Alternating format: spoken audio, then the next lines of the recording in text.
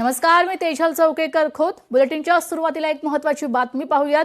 मराठवाडा पदवीधर मतदारसंघाच्या उमेदवारीवरून महायुतीत चुरस रंगली आहे. राष्ट्रवादीचे सतीश चव्हाण यांनी तयारीचे संकेत दाखवलेले आहेत, तर राष्ट्रवादीचे सतीश चव्हाण यांनी तयारीचे संकेत दिल्यानंतर भाजपने नाराजी व्यक्त केली आहे. भाजपचा पारंपरिक मतदारसंघ असल्याचा हा भाजपचा दावा आहे. भाजप नेत्यांशी संवाद साधला आमचे प्रतिनिधी सचिन बडे यांनी.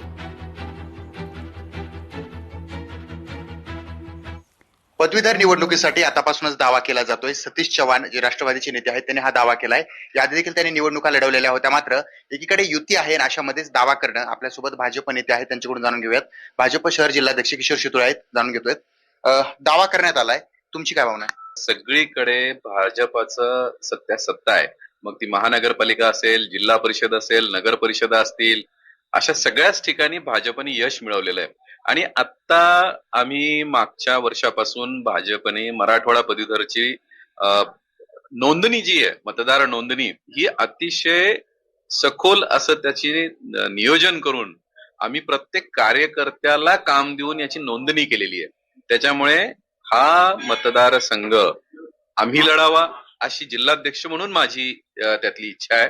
पण शेवटी प्रदेशाकडून जो निरोप येईल, प्रदेशाध्यक्ष श्रेष्ठी आम्हाला जे सांगतील ते करू. ती जागाच भारतीय जनता पार्टी लढत होती आणि आता वरिष्ठ पातळीवर भारतीय जनता पार्टीचे जे नेते प्रदेशाध्यक्ष असतील, माननीय मुख्यमंत्री साहेब असतील, जो निर्णय घेतील तो आम्हाला मान्य राहील. काय भावना आहे? आता एकीकडे दुसरे नेते दावा करतायत, भाजप ही तयारी करताय, तुमची काय इच्छा? वरिष्ठांचा जो निर्णय असेल ते मला मान्य असेल. बरं, परंतु मग वरिष्ठाचा कधी कधी डावपेच, नाराजी निर्माण होऊ शकते. असं काही नाही. सध्या ते सिटिंग आमदार आहे, पण आमची इच्छा आहे की भाजपला सुटायला पाहिजे. पक्षश्रेष्ठी किंवा वरिष्ठ जे ठरवतील ते आम्हाला मान्य असेल, मात्र भाजपच्या नेत्यांना तरी वाटतं ही जागा आम्हालाच मिळावी. सचिन बडे, लोकशाही मराठी, छत्रपती संभाजीनगर.